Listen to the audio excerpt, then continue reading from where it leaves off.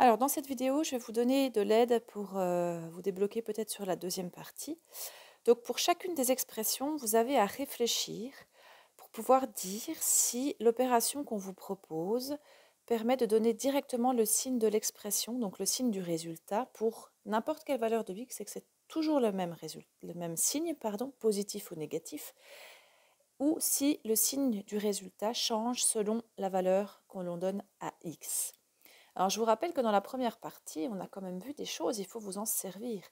Je vous rappelle qu'on sait trouver le signe de n'importe quelle expression directement, sauf quand on fait une somme de nombres positifs et négatifs ou une somme d'expressions qui changent de signe. Donc, parmi toutes les expressions, les 8 que vous avez, je vous invite à commencer par repérer celles qui sont des sommes de nombres toujours positifs. Puis peut-être vous chercherez celles qui sont des produits ou des quotients, parce que c'est aussi bien de repérer les produits et les quotients, parce qu'on sait trouver le signe peut-être directement. Ça dépend si on connaît le signe de chaque partie. Alors vous mettez pause et vous allez commencer par regarder chaque expression l'une après l'autre pour voir si on sait déjà s'il s'agit d'une somme, d'un produit, d'un quotient. Et puis ensuite, vous allez regarder si vous pouvez donner le signe directement des expressions. Donc, vous mettez pause et vous prenez chaque expression déjà et vous notez si c'est une somme ou un produit. Ou un quotient. Alors, j'ai réécrit les expressions ici. Donc, la première. X carré plus 1, il s'agit d'une somme. La seconde, c'est une somme. Mais regardez bien cette fonction. Ça serait bien que vous arriviez à repérer. C'est une fonction qui est particulière. On a déjà travaillé sur ces fonctions-là. C'est une somme. Mais de quel type de fonction s'agit-il? Vous y réfléchirez. Ça peut vous aider à trouver son signe. La troisième, moins x moins 4, en fait, c'est une différence. Une différence, c'est une somme. Moins x moins 4, c'est comme moins x plus moins 4. Donc, c'est une somme aussi.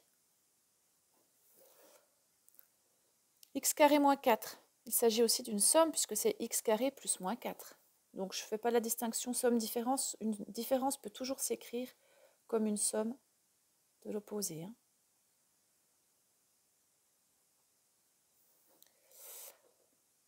La 5, c'est une somme aussi. C'est la somme de 2 racines de x et de x carré.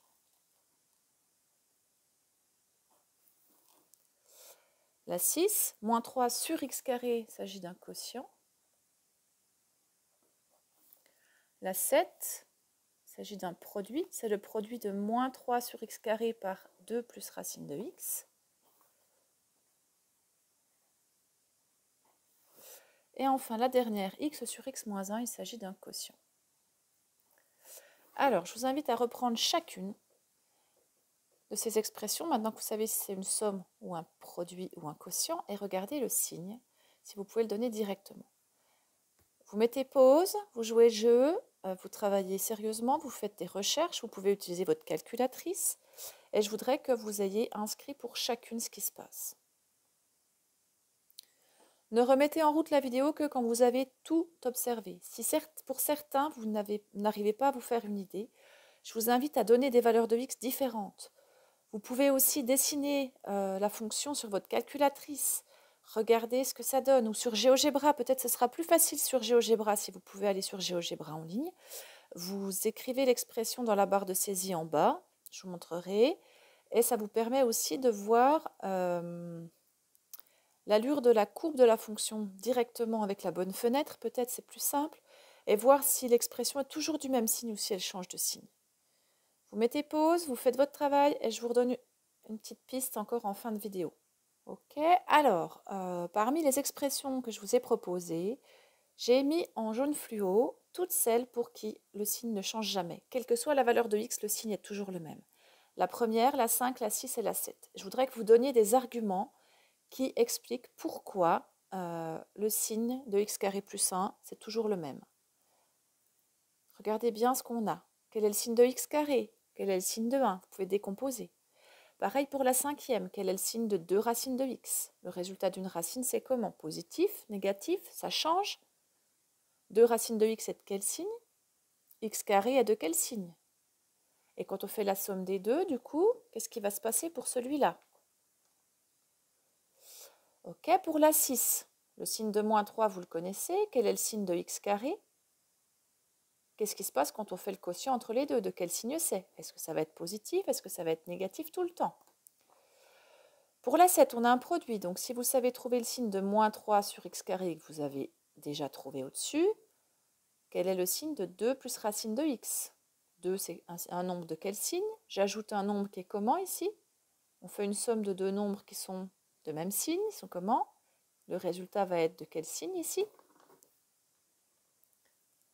Si vous savez trouver le signe de celui-là et le signe de celui-là, vous devez en déduire le signe du produit des deux.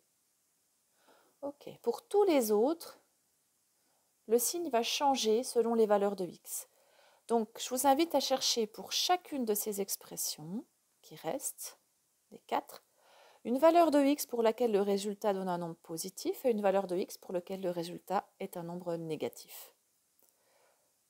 Essayez des entiers, mais n'essayez pas que des entiers positifs, des entiers négatifs, mais il n'y a pas que des entiers. Vous pouvez aussi tester des nombres décimaux. Et une petite astuce, des fois c'est bien de chercher des nombres entre 0 et 1. Pour certains, ça sera pratique. Pas pour les premières, mais pour celles-ci. Allez à vous, on fait le point plus tard.